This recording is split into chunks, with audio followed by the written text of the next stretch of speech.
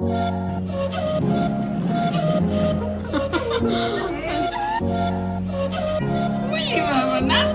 you.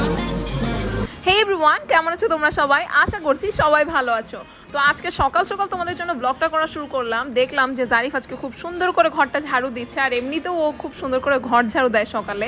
এই যে এখানে যেমন এখন পাপোশ তুলে তারপরে ঝাড়ু দিচ্ছে, মানে নর্মালি ও যেমন দেখে যে বাসায় হচ্ছে সকালে বিকালে ঝাড়ুটা যেভাবে দেওয়া হয়, যেমন পাপোশ তুলে অথবা খাটের নিচে, একদম সেম একই ওয়েতে জারিফও ঝাড়ু দেয়। আবার পাপোশ পরিষ্কার করার পরে যে সেটা সুন্দরভাবে জায়গা মতো রাখতে হবে সেটাও কিন্তু জানে। আর হ্যাঁ, আমাদের কিন্তু ঝাড়ুর পাশাপাশি নাচানাচিও চলতে থাকে। এই যে একটু পরপর সুন্দর একটু নিচে নিচে নিচ্ছে জারিফ।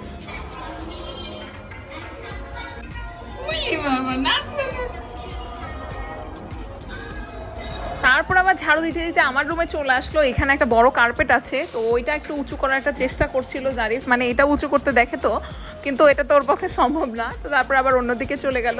তারপর আজকে গাড়িতে বসে একদম ধুম মাচালের মতো করে করে ঝাড়ু দেওয়া শুরু হলো। এটা একদমই নতুন শুরু করেছে আজকে। কই থেকে যে এইসব আইডিয়া এসেছে আল্লাহই জানে, মানে এত হাস্যকর লাগছিল এটা দেখতে। তো আজকে হচ্ছে আমার দুপুরের লাঞ্চটা বাইরে করার কথা ছিল কয়েকটা আপুর সাথে। তো আমাকে রেডি হতে দেখে জারিফ তো চলে আসলো। আর সবার ফার্স্টে ও যেটা করেছে যে গায়ের মধ্যে কিছু পাউডার মেখে দিয়েছে, আর হচ্ছে আমার বিউটি ব্লেন্ডার নিয়ে খেলা শুরু করে দিয়েছে। তো আমার বিউটি ব্লেন্ডারের উপরে জারিফের খুব নজর দেখে আমি ওকে একটা বিউটি ব্লেন্ডার দিয়েছি, আমার নিজের একটা রেখেছি, কারণ এটা নিয়ে প্রচুর কারাকারি হয়।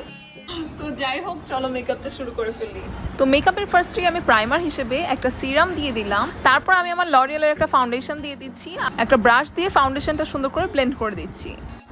তারপর হচ্ছে একটু কনসিলার অ্যাপ্লাই করে দিলাম, সেটা আমি বিউটি ব্লেন্ডার দিয়ে ব্লেন্ড করে নিচ্ছিলাম। আর তারপর তো ব্লাশ দিয়ে দিলাম। আজকাল আমার কিন্তু ব্লাশ দিতে ভালোই লাগে, কিন্তু কন্ট্রোলিং করতে একটুও ভালো লাগে না, তো আমি কন্ট্রোলিং স্কিপ করে দিই। আর হচ্ছে এখন আমি ল্যাভেন্ডার কালারের একটা হাইলাইটার দিয়ে দিচ্ছি, যেহেতু আমার ড্রেসটা একটু ল্যাভেন্ডারিশ টাইপের। তো ল্যাভেন্ডার হাইলাইটারটা হালকা করে দিয়ে দিলাম যাতে বেশি বেশি দেখতে না লাগে।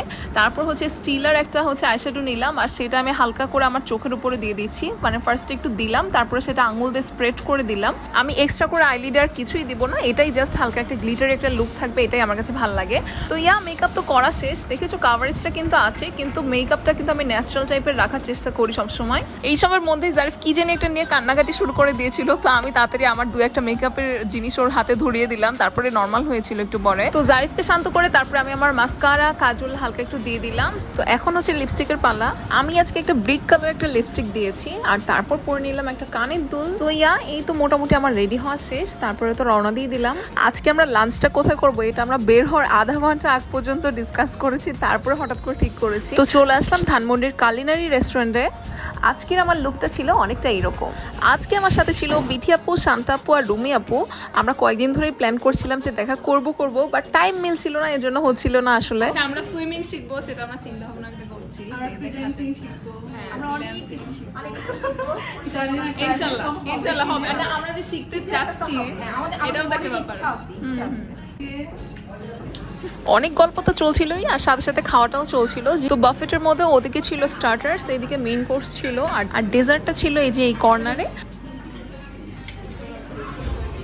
তো এই যে সালাদ আর কিছু আইটেমস নিয়ে আমরা তো শুরু করে দিলাম খাওয়া দাওয়া। আর একটু পরে হচ্ছে কাবাবও চলে আসলো। মেইনলি কাবাব খাওয়ার জন্যই আজকে এখানে এসেছিলাম।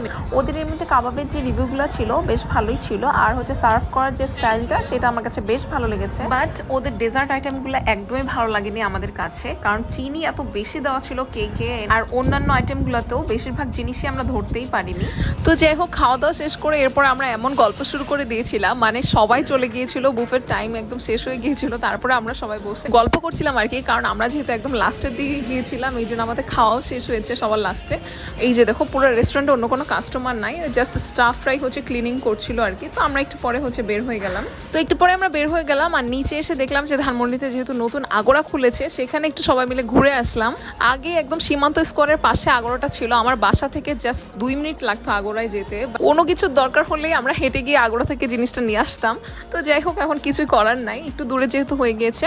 তো তারপর আমরা চলে আসলাম সীমান্ত সম্ভারে। আমরা হচ্ছে সীমান্ত সম্ভারের উপরে যে ফুড কোর্টটা আছে, যেখানে স্টার সিনেপ্লেক্স আছে, তো সেখানে দেখলাম যে বেশ ভালোই একটা ফুড কোর্ট হয়ে গিয়েছে। এখানে আমি আজকেই আসলাম, তো আমরা সবাই মিলে এখানে এসে আবার একটু আড্ডা টাড্ডা দিলাম। আমাদের 4 জনের যে কত র্যান্ডাম গল্প, তো সেগুলো আসলে শেষই হয় না।